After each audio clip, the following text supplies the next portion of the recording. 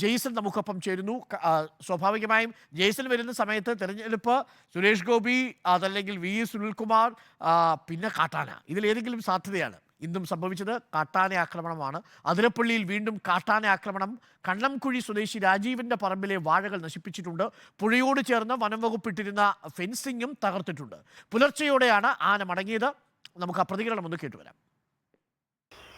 ഞങ്ങൾ ആസ്പത്രിയിലാണ്. മൂത്ത മോള് പ്രസവിച്ച് കിടക്കാതെ ആസ്പത്രിയിലാണ്. അപ്പോൾ ഇവിടെ ആരുമില്ലാത്തായിരുന്നു. ഞാൻ അങ്ങോട്ട് പറഞ്ഞത് എന്താണ് രാത്രി ഉറങ്ങാൻ പറ്റണില്ല. ഞങ്ങൾ പേടിച്ചാണ് ഇവിടെ ഇരിക്കുന്നത്. പെൻസിലുണ്ട്, അത് പൊട്ടിച്ചൊക്കെ ഇട്ടൊക്കെയാണ് അതിലാണ് കയറി വരണേ. ജെയ്സൺ നമുക്കൊപ്പം ചേരുന്നു. ജെയ്സൺ, എപ്പോഴായിരുന്നു സംഭവം? കാട്ടാന ഇപ്പോൾ ആ വീടിന്റെ പരിസരത്ത് നിന്ന് പോയോ?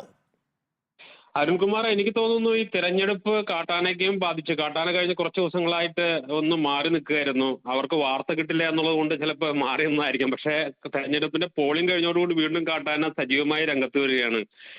ഇന്നലെ രാത്രി വന്ന കാട്ടാനയാണ് ഇന്ന് പുലർച്ചെ വരെ കാട്ടാന ഈ സമീപ പ്രദേശത്തിൽ നിന്നും കൃഷി നശിപ്പിച്ചു, വാഴകൾ നശിപ്പിച്ചു. പപ്പാത്ത് രാജീവിന്റെ പറമ്പിലെ ആണ് ഈ ആന എത്തിയത്. ആ പ്രദേശത്തെ മുഴുവൻ കൃഷി നശിപ്പിച്ചത് സ്ഥിരം കാഴ്ചയാണ്. നമുക്ക് സ്ഥിരമായി ഇത്തരത്തിൽ വാർത്ത റിപ്പോർട്ട് ചെയ്യേണ്ടി വരുന്നു. കാട്ടാനകളെ തുരത്താനോ അല്ലെങ്കിൽ അതിനൊരു തടസ്സമിടാനോ കഴിയാത്ത സ്ഥിതിയാണ്. ഇപ്പൊ പ്രതികരിച്ച വനിത തന്നെ പറഞ്ഞു കഴിഞ്ഞല്ലോ, ഫെൻസിംഗ് ഒക്കെ തകർന്നു പോയിരിക്കുകയാണ്. അതുകൊണ്ട് എത്രയും പെട്ടെന്ന് ഇവിടെ ഇടപെടൽ വേണമെന്നാണ് നാട്ടുകാരുടെ ആവശ്യം. വനം വകുപ്പിനോട് നിരന്തരമായി ഇവർ ആവശ്യങ്ങൾ ഉന്നയിക്കുന്നു. പക്ഷേ വരും ദിവസങ്ങളിൽ ഈ കാട്ടാന വരുമെന്ന കാര്യത്തിൽ യാതൊരു തർക്കവുമില്ല. അതുകൊണ്ട് തന്നെ ശാശ്വതമായ പരിഹാരം വേണമെന്നതാണ് ഈ സമീപവാസികളുടെ ആവശ്യം. അരുൺകുമാർ, ജെയ്സൺ, ഈ ചക്ക സീസണും കൂടി ആയതുകൊണ്ട് ആന ഈ ചക്കയുടെ മണം പിടിച്ചു വരാനുള്ള സാധ്യത കൂടുതലാണല്ലേ?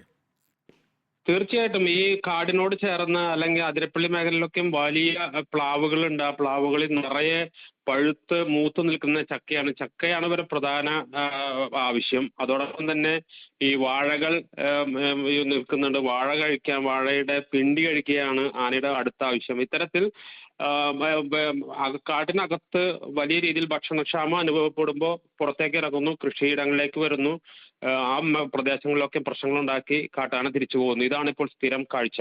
ഓക്കെ ജെയ്സൺ, ശരിയാണ്. ജെയ്സൺ പറഞ്ഞതുപോലെ നല്ല ചക്കപ്പഴത്തിന്റെ കാര്യം പറയുമ്പോൾ ആനയല്ല നമ്മൾ, പക്ഷേ സാധാരണ കൃഷിയിടങ്ങളിലേക്ക് ആന എത്തി മടങ്ങി പോകുമ്പോൾ അവിടുത്തെ കൃഷി സ്ഥലത്തെ വിളകളെല്ലാം നശിപ്പിച്ചാണ് പോകുന്നത്. വാഴത്തോട്ടത്തിൽ കയറിയാണ് ഈ ആന അക്രമം കാണിച്ചിരിക്കുന്നത്.